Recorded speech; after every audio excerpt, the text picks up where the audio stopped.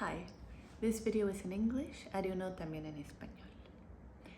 This message was originally going to be an invitation for friends and family to join the movement and online protests of people with myalgic encephalomyelitis, ME or MECFS, this Friday, May 12th, and to give loved ones a brief update on my own state of health. But I've decided to share it publicly. So I'm reading a script because my tangents can get tangled. I'm María Richardson. I live in Mexico City and was born and raised in Monterrey. I did my university studies in the US, getting a BA in humanities and an MFA in poetry. My plan was to build a career in museum education while writing, dancing, raising children, and doing other things I love, but complex chronic illness has made my life path different than imagined. I've had chronic health issues since at least high school, with many symptoms getting worse with time or other triggers. For a long time, I was told and believed my symptoms were psychosomatic and could be fixed with exercise, diet, and meditation. In 2015 in California, I received a diagnosis of myalgic encephalomyelitis, also known by the pretty terrible name of chronic fatigue syndrome, or the acronym MECFS. Despite my health issues back in 2015, I was still able to work at a museum and do plenty of things while pacing myself and not trying to ride a bicycle or rush too much. When I returned to Mexico, not having found a way to keep a visa, I was able to give regular English classes at a language institute. Pedestrian bridges in Mexico City were my kryptonite, but I could walk around the city and teach in person until I no longer could and had to switch to doing remote translation and proofreading work. It is likely I already had some form of dysautonomia, including cerebral hypoperfusion, but around 2018 I developed POTS, which means my heart rate rises more than 30 beats per minute when I stand up or am too vertical for too long.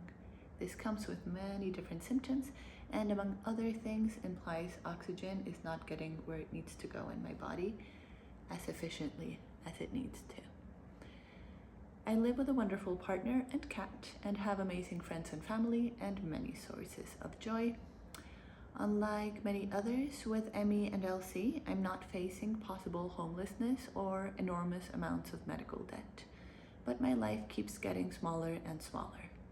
Last year, I was able to do translations from home and teach a handful of virtual English classes, but I may have overdone things in December and January. Now I've had to drop most of my work and have to figure out how to make some money without endangering my health further. I still have many hopes and plans, and I'm slowly working on a book that's a fragmented memoir, somewhere between poetry and essay on Degas, dance, and chronic illness. There's a lot I could say here about the history of medicine and gender biases, and the particular history of neglect of ME and other infection-associated complex chronic illnesses, but I'll leave some links and recommendations below and instead share some of the basic facts about ME. It is estimated that between 15 and 30 million people around the world have ME. That number is rising alarmingly with the current pandemic, as around 50% of people with long COVID meet the criteria for ME.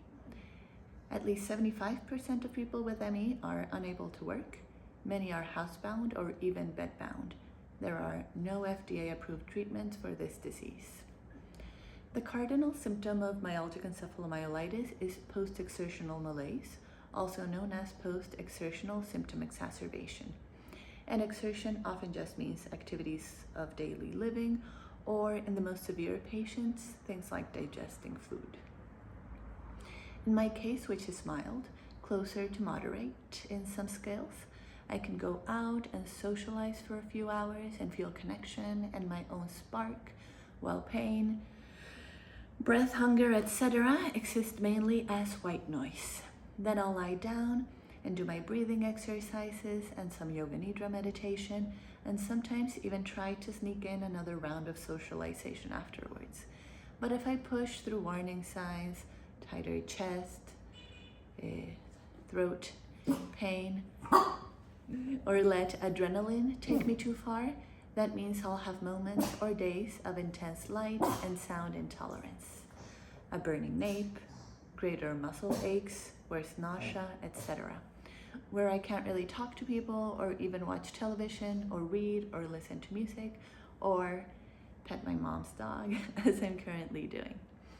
People who have severe ME live in an extremely painful and isolating zone all the time, where even the slightest exertion or stimulation increases their suffering.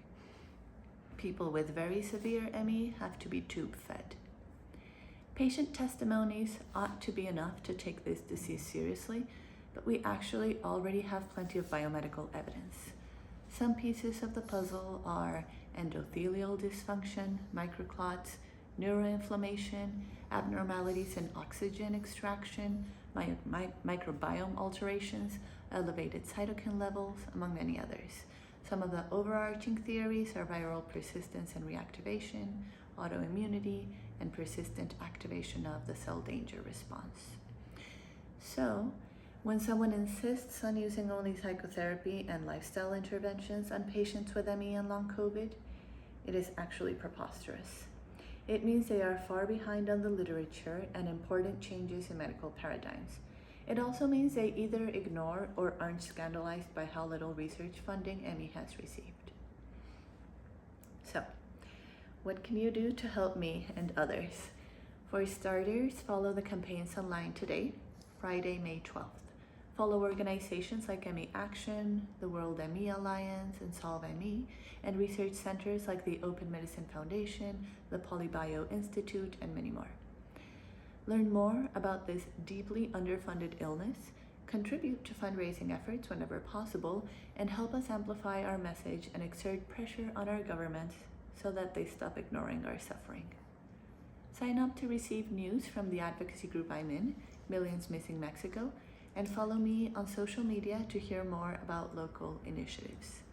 Long COVID has brought wonderful researchers, doctors, and patient experts into the field of infection-associated chronic illnesses here, and we have some great projects lined up, but like everything, needs support. Some of the hashtags you can follow on social media today are #millionsmissing, #WorldME #GoBlue for MECFS, and of course the name of our illness, #myalgic encephalomyelitis, #MECFS.